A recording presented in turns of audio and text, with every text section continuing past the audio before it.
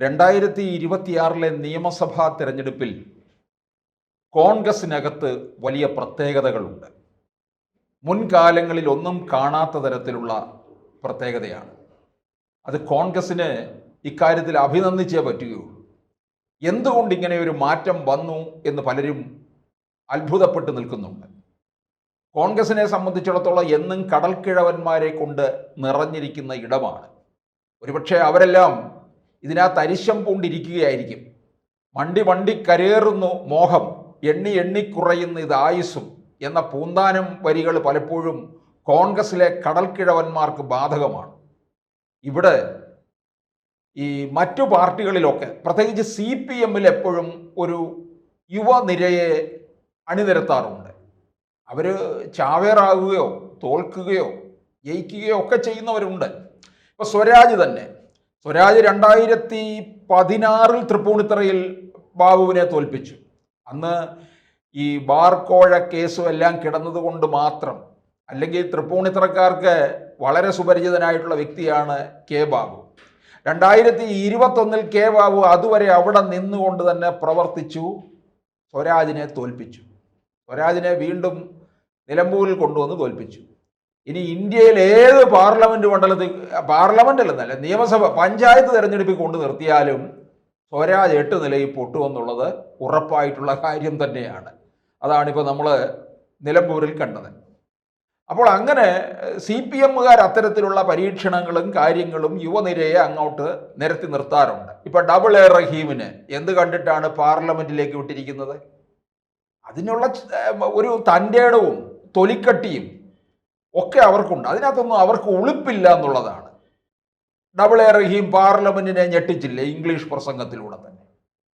പക്ഷെ കോൺഗ്രസ്സുകാരതല്ല, ഈ കടൽക്കിഴവന്മാര് മറ്റ് പുതുനിരയെ അങ്ങോട്ടേക്ക് കടത്തിപ്പെടത്തില്ല. പക്ഷെ ഇക്കുറി അതിനകത്ത് മാറ്റം സംഭവിച്ചിരിക്കുകയാണ്.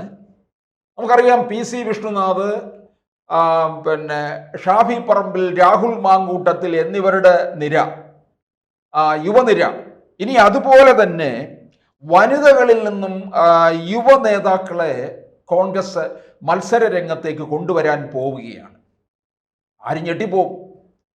കാരണം അത് കോൺഗ്രസിൽ അങ്ങനെ പെട്ടെന്ന് നടക്കുന്ന കാര്യമല്ല. പക്ഷേ ഇപ്പോൾ തന്നെ ഒരു 6 വനിതാ യുവ നേതാക്കളെ പാർട്ടി തീർച്ചപ്പെടുത്തിയിരിക്കുകയാണ്, അപ്രഖ്യാപിതമാക്കി നിർത്തിയിരിക്കുകയാണ്. പക്ഷേ ഏതാണ്ടത് ഉറച്ച മട്ടിലുമാണ്. അപ്പോൾ ഒരു വൻ യുവനിരയെ തന്നെ ഇറക്കുന്നു. അതിൽ 6 വനിതാ നേതാക്കളെ ഞാൻ അങ്ങോട്ട് പരിചയപ്പെടുത്തുകയാണ്. ഞാൻ പരിചയപ്പെടുത്തുന്നു ചോദിച്ചാൽ ആ മണ്ഡലത്തിൽ, ഇന്ന മണ്ഡലത്തിലാണ് എന്നുള്ള വിവരം. ഒന്നാമത് പറയുമ്പോൾ അച്ചു ഉമ്മൻചാണ്ടിയുടെ മകളാണ്.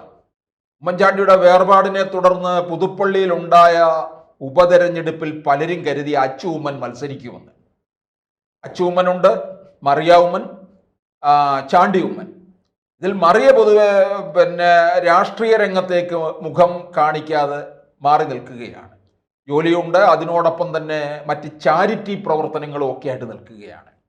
പക്ഷേ അച്ചു ഉമ്മൻ പഠനകാലത്തും കോളേജ് പഠനകാലത്തും ഒക്കെ തന്നെ സജീവ KSU പ്രവർത്തകയായിരുന്നു. അതുപോലെ തന്നെ കോൺഗ്രസിന്റെ വിവിധ പരിപാടികളിലും ഒക്കെ തന്നെ സജീവമായി പങ്കെടുക്കുകയും ചെയ്തിട്ടുണ്ട്.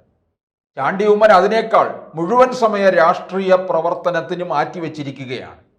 അപ്പോൾ ആരായിരിക്കും അവിടെ മത്സരിക്കുക എന്നുള്ളതിനെ കുറിച്ച് ഒരു വലിയ സംശയം ഉണ്ടായിരുന്നു. 2 പേരല്ലേ 3 മക്കളിൽ ആര് നിന്നാലും അവിടെ വിജയിക്കും. പുതുപ്പള്ളി മണ്ഡലം എന്ന് പറയുന്നത് കോൺഗ്രസിന്റെ ഉമ്മൻചാണ്ടിയുടെ കുടുംബസ്വത്ത് പോലായി തീർന്നിരിക്കുന്നതാണ്.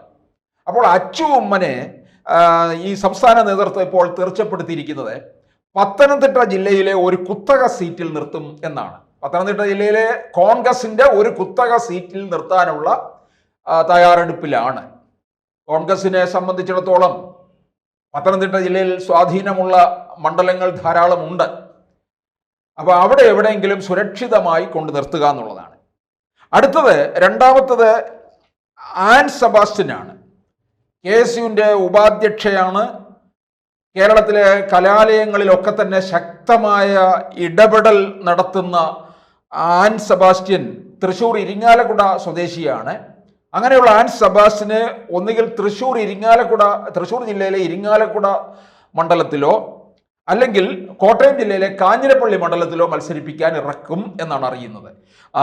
തൃശ്ശൂർ ജില്ലയിലെ ഇരിങ്ങാലക്കുടയിലാണ് നമ്മുടെ മന്ത്രി ബിന്ദു കൊച്ചമ്മയുടെ, വലിയ വിദ്യാഭ്യാസ വകുപ്പ് മന്ത്രിയുടെ, എല്ലാം ഇംഗ്ലീഷിൽ പറയുന്ന, ആൾക്കാരെ മുഴുവൻ നടുക്കുന്ന നമ്മുടെ ഇംഗ്ലീഷ് പ്രഭാഷകയായ മന്ത്രി ബിന്ദു കൊച്ചമ്മയുടെ മണ്ഡലമാണ് ഇരിങ്ങാലക്കുട. മൂന്നാമത് വരുന്നത് വിദ്യാ ബാലകൃഷ്ണനാണ്. ദേശീയ കോൺഗ്രസിൻ്റെ ജനറൽ സെക്രട്ടറിയാണ്. അതുപോലെ തന്നെ കോഴിക്കോട് കോർപ്പറേഷൻ കൗൺസിലറാണ്. KC വേണുഗോപാലിൻ്റെ പിന്തുണയും കൂടിയുണ്ട്. വിദ്യാ ബാലകൃഷ്ണനും ഒക്കെ തന്നെ ചാനൽ ചർച്ചകളിൽ സജീവമാണ്. കോഴിക്കോട് ജില്ലയിലെ ഏതെങ്കിലും ഒരു കോൺഗ്രസിൻ്റെ കുത്തക സീറ്റിൽ മത്സരിപ്പിക്കും. അപ്പം വിജയം ഉറപ്പാക്കി ഇവരെ നിയമസഭയിലേക്ക് എത്തിക്കുക എന്നുള്ളതാണ് കോൺഗ്രസ് ലക്ഷ്യം വയ്ക്കുന്നത്. യുവനിരയെ ഇറക്കുമ്പോൾ, പ്രത്യേകിച്ച് കേരളത്തിലൊരു വലിയ ഭരണവിരുദ്ധ വികാരം നിൽക്കുന്നത് കൊണ്ട് ഇവർക്കൊക്കെ ഏറെ സാധ്യതയുണ്ട്. പുതുതലമുറയുടെ വോട്ട് വളരെ കൂടുതലുമാണ്. പുതുതായി രജിസ്റ്റർ ചെയ്തവരുടെ എണ്ണം വളരെ കൂടുതലാണ്. അതുകൊണ്ട് ഇതൊക്കെ ഇവർക്ക് അനുകൂലമാക്കി മാറ്റാൻ കഴിയും എന്നാണ് കോൺഗ്രസ് നേതൃത്വം മനസ്സിലാക്കുന്നത്. അതുകൊണ്ടാണ് ഇത്തരത്തിലുള്ള യുവനിരയെ തന്നെ ഇറക്കുന്നത്. അടുത്തത് വന്നിട്ട് നാലാമത്തെ ജ്യോതി വിജയകുമാറാണ്. ജ്യോതി വിജയകുമാറിനെ ഒരുപക്ഷെ കേരളം അറിയപ്പെടുന്നത് നല്ല പരിഭാഷക എന്നുള്ള രീതിയിലാണ്. രാഹുൽ ഗാന്ധിയുടെയും പ്രിയങ്ക ഗാന്ധിയുടെയും പ്രസംഗമൊക്കെ പരിഭാഷപ്പെടുത്തുന്നത് എപ്പോഴും ജ്യോതി വിജയകുമാറായിരിക്കും. പലപ്പോഴും ഈ KV തോമസ് ഒക്കെ പരിഭാഷ നടത്തി കുളമാക്കിയിട്ടുള്ളിടത്താണ് ജ്യോതി വിജയകുമാർ ശരിയായ പരിഭാഷ നടത്തി ഏറെ ജനശ്രദ്ധ നേടിയത്. 2012 ചെങ്ങന്നൂർ നടന്ന ഉപതെരഞ്ഞെടുപ്പിൽ, അതായത് CPM രാമേന്ദ്രൻ്റെ നിര്യാണത്തെ തുടർന്നുണ്ടായ ഉപതെരഞ്ഞെടുപ്പ്, 2012 ചെങ്ങന്നൂരിൽ നടന്ന ഉപതെരഞ്ഞെടുപ്പിൽ അവിടെ ജ്യോതി വിജയകുമാറിൻ്റെ പേര് ഉയർന്നതാണ്. വിജയകുമാറിൻ്റെ പേരും, ജ്യോതി വിജയകുമാറിൻ്റെ അച്ഛനാണ് വിജയകുമാർ, അദ്ദേഹം അയ്യപ്പ സേവാ സംഘത്തിൻ്റെ പ്രവർത്തകനും ഒക്കെ കൂടിയാണ്. പക്ഷേ അന്ന് മത്സരിച്ചിരുന്നുവെങ്കിൽ ഒരുപക്ഷെ നമ്മുടെ സജി ചെറിയാൻ നിയമസഭ കാണില്ലായിരുന്നു എന്നുള്ളതാണ്. പിന്നീട് വരുന്നത് അഞ്ചാമത് അരിത ബാബുവാണ്. കഴിഞ്ഞ 2021 നിയമസഭാ തെരഞ്ഞെടുപ്പിൽ CPMകാർ പാൽക്കാരി എന്ന് വിളിച്ച് അധിക്ഷേപിച്ച ക്ഷീരകർഷകയാണ് അരിത ബാബു. കായംകുളത്ത് വൻ പോരാട്ടമാണ് നടന്നത്. അരിത ബാബു ജയിച്ചു എന്ന് തന്നെ കരുതിയതാണ്. പക്ഷേ CPMൻ്റെ സ്ഥാനാർത്ഥി പ്രതിഭാകരിയാണ്. കേരളത്തിൽ CPMൽ ഏറ്റവും കൂടുതൽ വിഭാഗീയത നടക്കുന്ന ജില്ലയാണ് ആലപ്പുഴ ജില്ലയിലാണ് കായംകുളം. ഇക്കഴിഞ്ഞ പാർലമെന്റ് തെരഞ്ഞെടുപ്പിൽ ശോഭാ സുരേന്ദ്രൻ മത്സരിച്ച ആലപ്പുഴ പാർലമെന്റ് മണ്ഡലത്തിലെ നിയമസഭാ മണ്ഡലത്തിൽ ശോഭാ സുരേന്ദ്രന് വലിയ മുന്നേറ്റമാണ് ഉണ്ടാക്കിയത്. ശോഭാ സുരേന്ദ്രൻ അവിടെ മത്സരിക്കും എന്നുമാണ് അറിയുന്നത്. അങ്ങനെ വരികയാണെങ്കിൽ അവിടെ ശക്തമായ ഒരു ത്രികോണ മത്സരം, 3 വനിതാ സ്ഥാനാർത്ഥികൾ ഏറ്റുമുട്ടുന്ന മണ്ഡലമായിട്ട് കായംകുളം മാറും.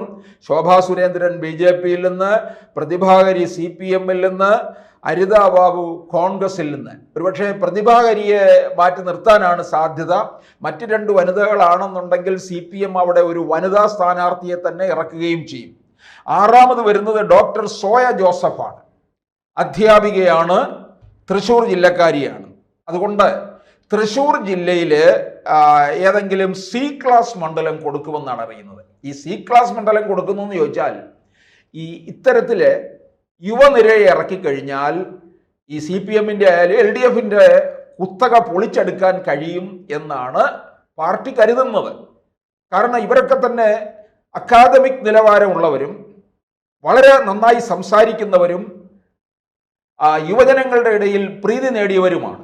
അതുകൊണ്ട് ഈ LDF കോട്ടകൊത്തളങ്ങളൊക്കെ പൊളിച്ചെഴുതാൻ ഇത്തരത്തിലുള്ള യുവനിരയ്ക്ക് സാധിക്കും എന്നുള്ള പ്രതീക്ഷ കോൺഗ്രസിനുണ്ട്. അതുകൊണ്ട് തന്നെയാണ് ഈ 6 വനിതാ നേതാക്കളെ പാർട്ടി ഇറക്കുന്നത്.